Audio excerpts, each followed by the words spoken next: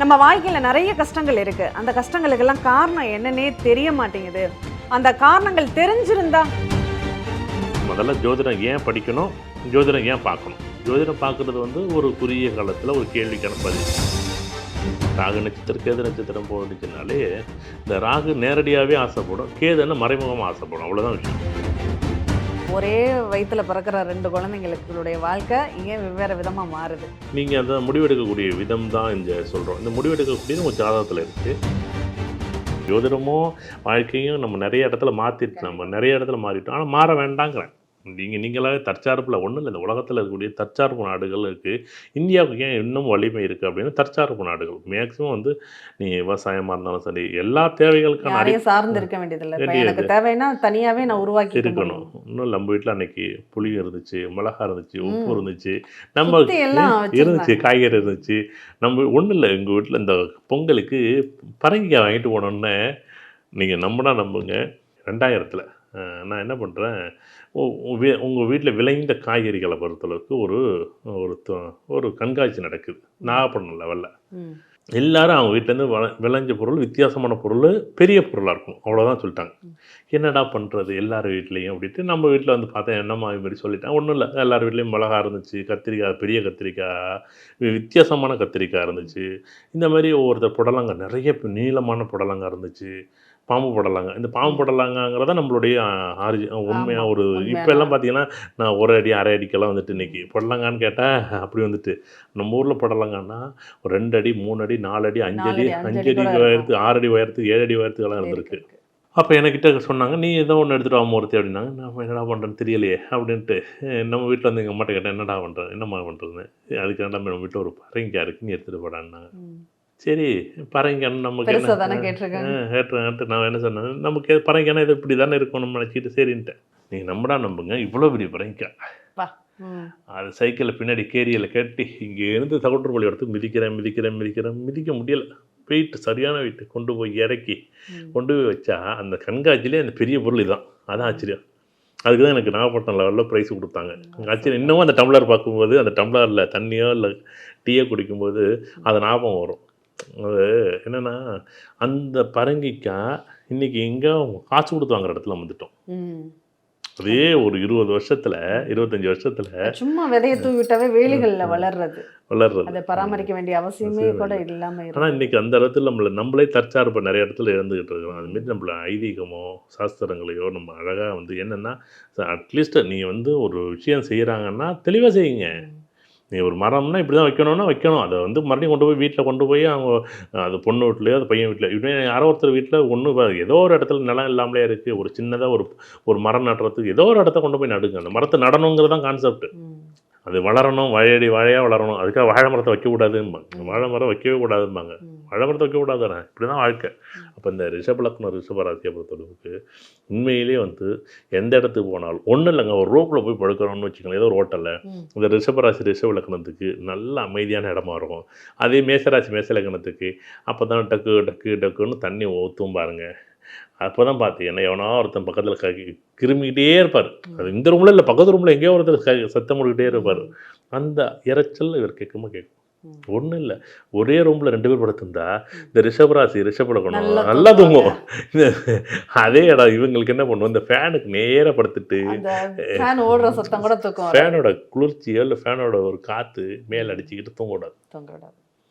நம்ம அசந்து தூங்குறது உடம்பு, ஆனால் அந்த மூளை தூங்காது. இது என்ன பண்ணும், இது கான்சியஸாகவே நீங்கள் நடந்து போனால் காதில் கேட்கும் எல்லாருக்குமே. இந்த ஃபேன் காற்று மேலே பட்டுக்கிட்டே இருக்கும்போது இது வந்து மேலோட்டமான அறத்தூக்கம்னு சொல்லுவோம் தெரியுமா.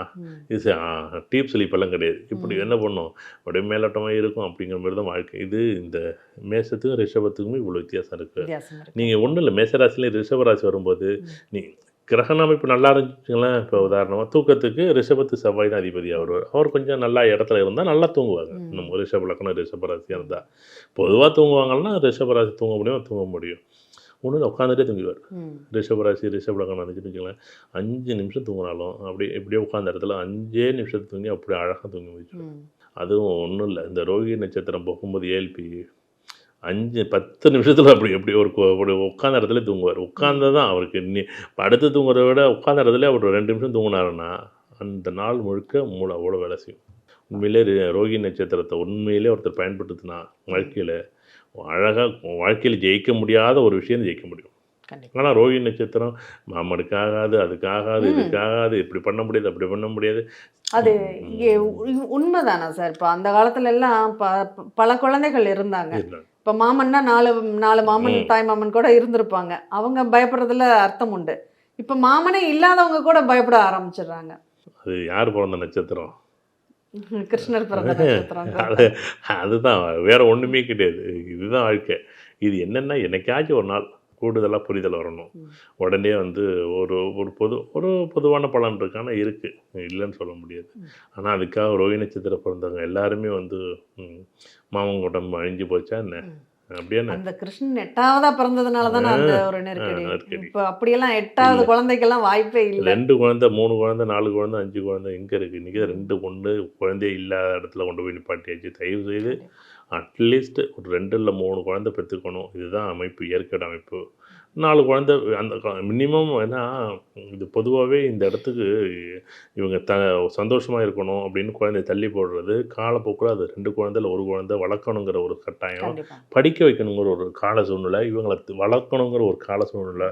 அப்படி நினைக்க வேண்டாம். வருங்காலத்தில் இன்னும் ஒரு 20 வருஷம் கழிச்சு, இப்போ குழந்தை பார்த்துக்கிறாங்கன்னா 20 வருஷம் கழிச்சு நீங்கள் வந்து அவங்களுக்கு தேவையான அளவுக்கு கடவுள் வந்து வாய்ப்பு கொடுப்பார். எப்படின்னா ஒரு 20, 30, 40 வருஷத்துக்கு முன்னாடி 7, 8 குழந்தைகளை பெற்றப்ப படிப்புக்கு செலவு கிடையாது, வளர்க்குறது செலவு கிடையாது, மருத்துவ செலவு கிடையாது. நீங்கள் இப்போ வேலைக்கான ஒரு வாய்ப்புகள் வந்து ஏதோ வேலை பார்ப்பாங்க. கண்டிப்பாக வீட்டில் பார்த்தீங்கன்னா 4 பேர் பார்த்தீங்கன்னா ஒருத்தர் வயல் வேலை பார்ப்பாங்க, ஒருத்தர் வீட்டு வேலை பார்ப்பாங்க, ஒருத்தர் நடைமுறையான பார்த்துக்குவாங்க. இது இருக்கிறத வச்சே இவங்களுக்கு பண தேவைகளே இல்லாமல் இருந்துச்சு. இந்த பண தேவைகள் நமக்கு என்னைக்குன்னு வர ஆரம்பிச்சிச்சோ அன்னைக்கு நம்ம வந்து ஆடம்பரமான வாழ்க்கைக்கு ஒரு நம்மளை வைக்கப்பட்டது. இது 2 விஷயம் தான் வாழ்க்கை. ஏன்னா இந்த ஜோதிடம் எங்கெங்கெல்லாம் நமக்கு வந்து பயன்படுத்துதுன்னா இந்த ரோகிணி நட்சத்திரத்தை நான் பேசலை. பொதுவாகவே நம்மளோட தேவைகளை வந்து நம்ம ஆசைகளையும் தேவைகளையும் பெருக்கிக்கிட்டோம். தேவைகள் பெருக்குவதற்கு நம்ம புற சூழ்நிலைகள் காரணம் போச்சு. அவர் வீடு கட்டிட்டார், நான் வீடு கட்டணும். அவர் சம்பாதிக்கணும், நான் சம்பாதிக்கணும். நீங்கள் என்ன படிச்சிங்க? நீங்கள் டாக்டர் படிச்சிட்டியா? நான் அதோட கூட படிக்கிறேன்.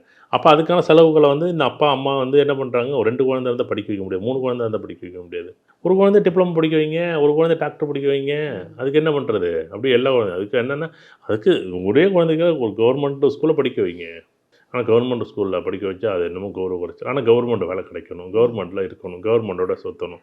அது என்ன ஒன்றே என்னென்னா ஒரே ஒரு விஷயம், இங்கே ஆசைப்பட்டோம், இங்கே தேவைகளை பெருக்கிக்கிட்டோம், இங்கே கஷ்டப்படுறோம்.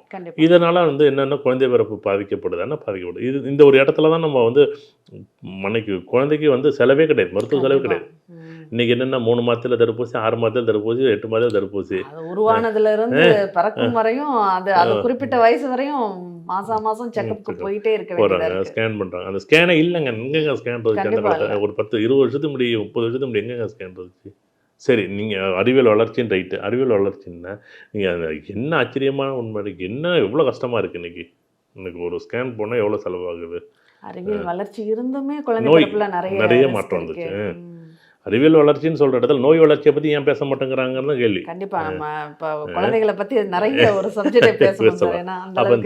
இந்த ரிஷப லக்னம், ரிஷப ராசி அப்படின்னு நம்ம எடுத்துக்கிட்டோம்னா நல்லா இருக்கும். சரி, இந்த மிதுன லக்னம், மிதுன ராசி, இவர்களுக்கு வாய்ப்புகள் இருக்குமான வாய்ப்புகள் எப்பயுமே அது இவருக்கு வீடு வண்டி வாகனம் சொத்து சோகம் இருக்கோ இல்லையோ இவருக்கு ஒரு இடம் உண்டு. இந்த மிதுன லக்கணம், இந்த மிதுன ராசி, சப்போஸ் உங்களுக்கு வந்து சரி எனக்கு வந்து தனி வீடு வாங்கலாமா, அப்பார்ட்மெண்ட் வாங்கலாமா, இல்லை நான் வந்து ஒரு பெரிய ஒரு 30 மாடி 20 மாடி இருக்க வீடு அப்பார்ட்மெண்ட் வாங்கலாமா, இல்லை 4-5 மாடி அப்பார்ட்மெண்ட்டு இருக்குது, அந்த ஃப்ளாட் மாரி இருக்குது, அதேமாரி வாங்கலாமா, இல்லை நான் இடம் வாங்கி வீடு கட்டலாமா? முதல் விஷயம் அப்பார்ட்மெண்ட். இவங்களுக்கு அதுதான் நல்லா இருக்கும், சக்ஸஸ் பண்ணும். நீங்கள் தனி வீடு கட்டினீங்கன்னா அதில் வர்ற குடைச்சல் உலகத்திலே எப்படின்னா அது நமக்குன்னே ஒரு வாசு சரியில்லாமாங்க, தெற்கு வடக்கு இருக்கும். நீங்கள் ஒன்றும் இல்லை, மிதுன நடக்கணும், மிதுன ராசி யாராச்சும் வீடு கட்டினா நான் பொதுவாக சொல்கிறது உடனே எல்லாருக்கும் வாஸ்து சம்மந்தோட பிரச்சனைங்க, வாஸ்தே இல்லைங்கிறீங்க. ஆமாம், வாஸ்து இல்லை. ஆனால் நீங்கள் என்ன பண்ணுவீங்க? நேராக அந்த வீட்டை வளைவில், முச்சந்தியில், முக்கில், எங்கேயாச்சும் தேவையில்லாத இடத்துல, கிராஸில், எப்படி நேராக வடக்காக வைக்க மாட்டாங்க, தெற்காக வைக்க மாட்டாங்க, கிராஸாக எங்கே அவங்களுக்கு இஷ்டத்துக்கு தகுந்த மாதிரி வளைச்சி வீட்டை கட்டி வச்சுருவாங்க. அவன் வர்றவன் என்ன சொல்லுவான்? என்ன சார் இது வடகிழக்கில் எப்படி வச்சுருக்கீங்க சார், என்ன சார் எவனாவது வரும்போதெல்லாம் சொல்லி நம்மளை போட்டு பாடாப்படுத்தி. இந்த மிதுன லக்கணக்காரன் தயவு செய்து தனி வீடு கட்டும்போது ரொம்ப கவனமாக கட்டணும். இல்லைன்னா இருக்கக்கூடிய இடத்துக்கு தகுந்த மாதிரி ஒன்றும் இல்லை. நான் உதாரணம் சொல்கிறேனே, நான் அதை போர்டில் கூட போட்டு விளக்கம்னு சொன்னேன். இப்போ வந்து உதாரணம் ஒரு பக்கம் 35 அடி இருக்குது, ஒரு பக்கம் 30 அடி இருக்குது. இதை ஒரு மனையாக்கணும் அப்படின்னா ஒரு 5 அடி உதாரணம் இது வந்து தென்மேற்கில் வந்து மேற்கு பக்கம் 30 அடி இருக்குது, இன்னொரு பக்கம் அதே கிழக்கு பக்கம் வந்து 35 அடி இருக்குது. இப்போ வந்து என்ன பண்ணணும், தெற்கு பக்கம் 30 அடி, வடக்கு பக்கம் 30 அடி.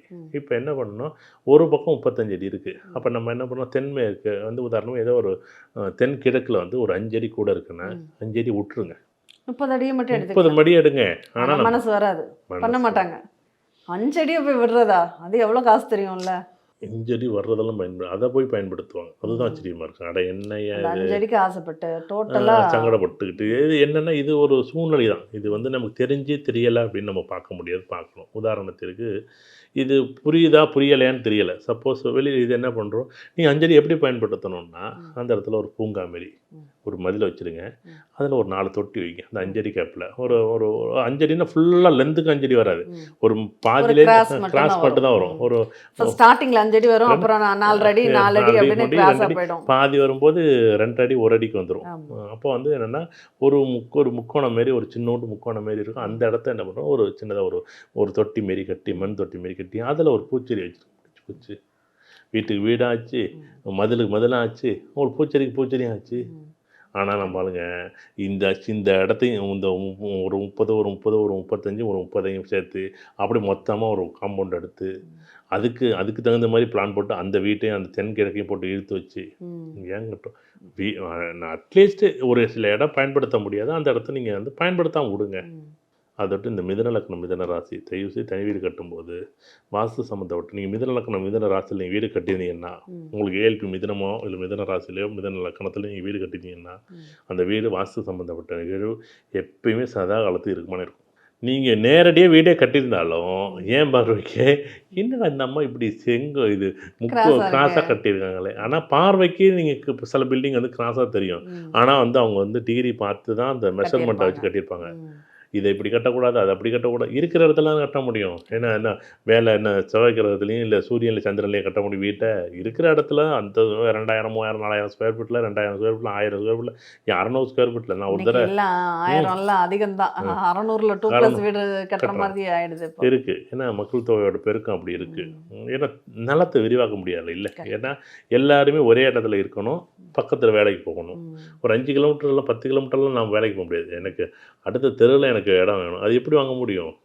அப்போ இடம் 600 ஸ்கொயர் ஃபீட் வாங்கணும். அந்த 600 ஸ்கொயர் ஃபீட்டில் நான் எங்கேயோ ஒரு இடத்துல போயிருந்தேன், திருவண்ணாமலை பக்கத்தில் ஒரு இடத்துக்கு போயிருந்தேன். நீங்கள் பார்த்துருக்கீங்களான்னு தெரியல, மினிமம் 300 ஸ்கொயர் ஃபீட் ஆகுது. எனக்கு அது ஒரு படியே ஒருத்தர் தான் ஏற முடியுமான்னு தெரியல. அதில் வந்து கீழே மேலே வீடு கட்டியிருந்தார். எனக்கு நான் ஆச்சரியம் போயிட்டு எப்படியா ஒரு வீடு, அதில் ஒரு சின்ன போர் போட்டிருக்காரு. போர் எவ்வளோங்கிறீங்க, போர் அந்த போருக்கு மேலே ஒரு இது போட்டு ஒருத்தர் 2 பேர் 3 பேர் நற்களை போட்டால் முடிஞ்சு போச்சு.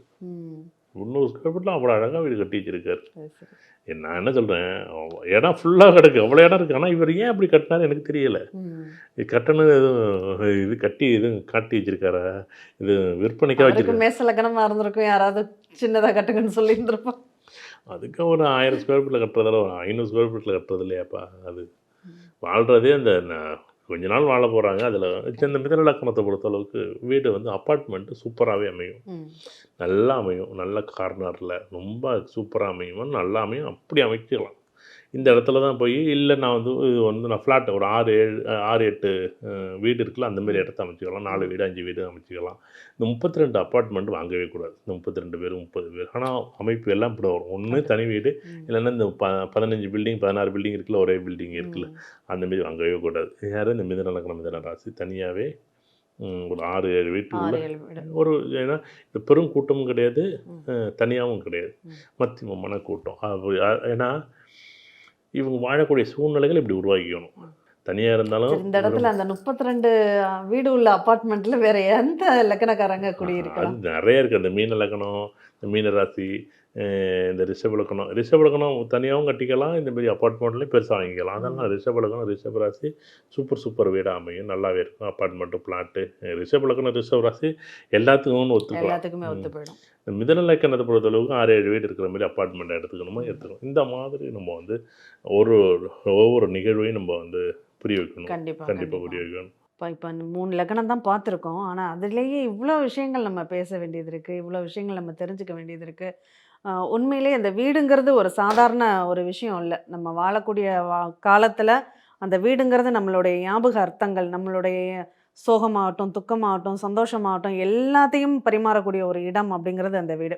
அப்போ அந்த வீடை நம்ம அமைச்சுக்கும் போது ஒரு நல்ல தெளிவான ஒரு சூழ்நிலையில் நமக்கு என்ன அமைப்பு இருக்குங்கிறத ஜாதக ரீதியாக பார்த்துட்டு நீங்கள் அமைச்சுக்கிட்டீங்க அப்படின்னா எப்போதும் அங்கே பிரச்சனை இல்லைங்கிறது தான் நமக்கு சார் சொல்லியிருக்காங்க. அதனால் கண்டிப்பாக இந்த ஒரு காரணத்துக்காகவாது நம்ம அன்றாட வாழ்க்கையில் உள்ள தேவைகளை நீங்கள் தெரிஞ்சுக்கணும் அப்படிங்கிறதுக்காக தான் இந்த ஜோதிடமே படிங்க அப்படின்னு அவங்க வீட்டுக்கு ஒரு ஜோதிடராவது இருந்தால் தான் உங்களுடைய வாழ்க்கையை நீங்கள் தெரிஞ்சுக்க முடியும் அப்படிங்கிறது தான் வலியுறுத்திக்கிட்டு இருக்காங்க. அதனால் கண்டிப்பாக அடுத்த பதிவில் இன்னும் இதை விட நிறைய தகவல்களை நம்ம பார்ப்போம். நன்றி. நன்றி.